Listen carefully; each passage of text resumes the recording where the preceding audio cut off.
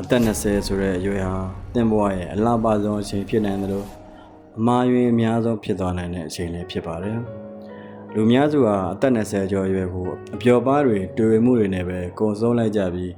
အသက်30ရောက်မှငါအသက်20တုန်းကဒါတွေသိခဲ့ရင်ကောင်းမှာဆိုပြီးနောင်တရတတ်ကြပါတယ်။ဒီနေ့ဗီဒီယိုထဲမှာတော့တင့်ကိုခြားသူတွေထက်10နှစ်လောက်စောပြီးအောင်မြင်သွားစေမယ်။တင်ဘဝကိုတစ်စစ်ချိုးပြောင်းလဲပေးမယ်။ဘဝသင်ခန်းစာ9ခုကိုပြောပြပေးသွားမှာပါ။နောက်မကြသေးခင်ဒီအချက်တွေကိုသေချာနားထောင်ပြီးတင်ဘဝကိုအကိုပဲပြောင်းလဲလိုက်ပါ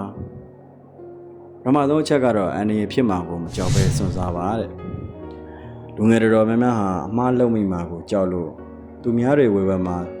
ကြောက်လို့ဘာမှမလုပ်ပဲ comfort zone ထဲမှာပဲအေးအေးဆေးဆေးနေတတ်ကြပါတယ်။ဒါပေမဲ့အသက်20ဆိုတာတင်ကြရှုံးခွင့်အရှိဆုံးရွယ်ပါတင်မှာပေးဆက်မဲ့မိသားစုတာဝန်တွေအများကြီးမရှိသေးဘူးတင်မှာရှင်တွေရှိသေးတယ်အခုရွယ်မှာမစွန့်စားရင်အသက်40ကျော်မှာစွန့်စားဖို့ဆိုတာမဖြစ်နိုင်တော့ပါဘူးအနည်းကိုမကြောက်ပါနဲ့ရဲရဲဝံ့ဝံ့စင်ခေါ်မှုတွေကိုရင်ဆိုင်လိုက်ပါဒုတိယချက်တာဝန်ယူမှုအပြည့်နဲ့ဆုံးဖြတ်ချက်ချသူဖြစ်အောင်ကြိုးစားပါ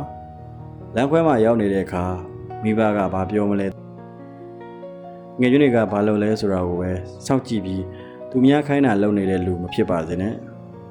တင်ဘဝရဲ့ကံကြမ္မာကိုသူတော်လက်ထဲမထည့်ပါနဲ့မှားသည်ဖြစ်စေမှန်သည်ဖြစ်စေကိုယ့်ဘဝရဲ့ဆုံးဖြတ်ချက်ကိုကိုယ်တိုင်ရှာပါ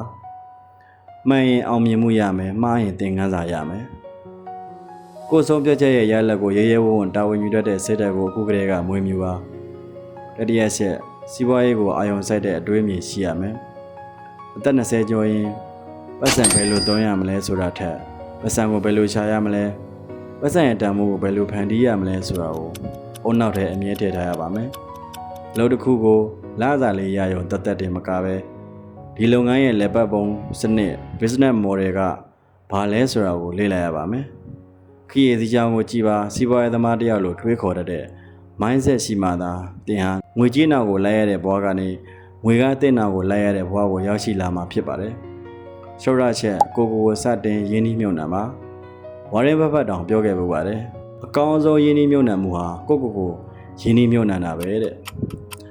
ဝယ်စားကောင်းစားတွေအသုံးဆောင်အလံစားတွေဝယ်ဖို့ထက်တင်းရဲ့အရေးချင်းစကေတိုးတက်ဖို့အတွက်ငွေနဲ့အချိန်ကိုသုံးပါစာဖတ်ပါသင်တန်းတွေတက်ပါဘာသာစကားအသစ်တွေလေ့လာပါကျန်းမာရေးအတွက်ခြေဆော့ပါအခုသင်စိုက်ပျိုးလိုက်တဲ့အသိပညာနဲ့စွမ်းရည်တွေဟာတင်းရဲ့အသက်30 40အရွယ်မှာအစာပေါင်းရရှိတဲ့အမြဲစွန်းတွေဖြစ်ပြန်လဲပေးဆက်မှာသိကြပါတယ်။ပစ္စမချက်ကြံရင်ဖန်ရင်ရှိဖို့ဖြစ်ပါတယ်။ဗီဒီယိုစုပ်ဖို့ဆိုတာ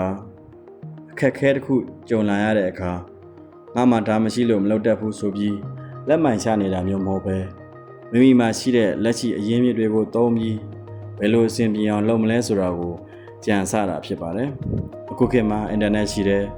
AI ရှိတယ် YouTube ရှိတယ်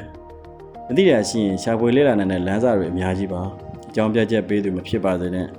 ပြဿနာကိုဘယ်လိုနည်းနဲ့မဆိုဖြေချင်းကြော်ဖြတ်နိုင်တဲ့ကြံရင်ဖန်ရင်ကြည့်သူသာဖြစ်အောင်လုပ်ပါစတမချက်တင်းရဲ့အချိန်ကိုစတင်လေးစားပါလူငယ်တွေအမားဆုံးအချက်ကအချိန်တွေကိုအလကားထင်နေကြတာပါဂိမ်းစော်ရင် TikTok Facebook ပေါ်မှာသူများအကြောင်းတွေရှောက်ကြည့်ရင်းနဲ့နိုင်ပေါင်းများစွာဖြုံးတိဖြစ်တတ်ကြပါတယ်ချိန်ဆိုတာပြန်ဝင်လို့မရတဲ့အဖိုးတန်ဆုံးရင်းမြစ်ပါတင်ချိန်ကိုကြိုးမြဲမရှိတဲ့အရာတွေမှာတုံးနေသည်၍တင်ဘဝတိုးတက်လာမှာမဟုတ်ပါဘူးချိန်ကိုစနစ်တကျစီမံခန့်ခွဲပါချိန်ကိုလေးစားတဲ့သူကိုသာအောင်မြင်မှုကလည်းပြန်လည်လေးစားမှာဖြစ်ပါတယ်နောက်ဆုံးအနေနဲ့အရေးကြီးဆုံးတရမချက်သုံးဆွဲသူမဟုတ်ပဲဖန်တီးသူဖြစ်လာပါကမ္ဘာပေါ်မှာဆင်းရဲတဲ့သူတွေဟာအမြဲတမ်း customer သုံးဆွဲသူတွေဖြစ်ပြီးချမ်းသာတဲ့သူတွေကတော့ creator production ဖန်တီးသူတွေဖြစ်ပါတယ်သူများတင်တဲ့ဗီဒီယိုကိုထိုင်ကြည့်နေမယ့်အစားကိုယ်တိုင်ဗီဒီယိုတော့ဖန်တီးကြည့်ပါကိုယ်တိုင်ဗီဒီယိုဖန်တီးနိုင်သူဖြစ်အောင်ကြိုးစားပါသူများထုတ်တဲ့ပစ္စည်းကိုဝယ်သုံးနေမယ့်အစားကိုယ်တိုင်စားပဲသုံးမဟုတ် product တစ်ခုခုဖန်တီးရောင်းချသူဖြစ်အောင်ကြိုးစားပါ customer ဘောကနေ creator ဘောကိုပြောင်းလဲနိုင်တဲ့နေဟာတင်ဘဝငွေကြေးလွတ်လပ်ခွင့်ရမယ်ပထမဆုံးခြေလှမ်းဖြစ်ပါတယ်အသက်20ဆိုတာဘဝရဲ့အုံမြင့်ကိုချရမယ်အချိန်မှာအခုကျွန်တော်ပြောပြခဲ့တဲ့အချက်9ချက်ထဲကအသင်တို့အကြိုက်ဆုံးနဲ့အလိုအဆုံးချက်ကဘယ်အချက်ဖြစ်မလဲဆိုတာကိုအောက်က comment ထဲမှာရေးပေးခဲ့ပါဦး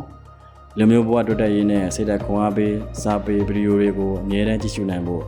တို့ရဲ့ Smart Fan မြန်မာ channel ကိုလည်း subscribe လုပ်ထားဖို့မမေ့ပါနဲ့哦အားလုံးပဲအသက်20အရွယ်မှာအကောင်းဆုံးဘဝကိုတည်ဆောက်နိုင်ကြပါစေကျေးဇူးတင်ပါတယ်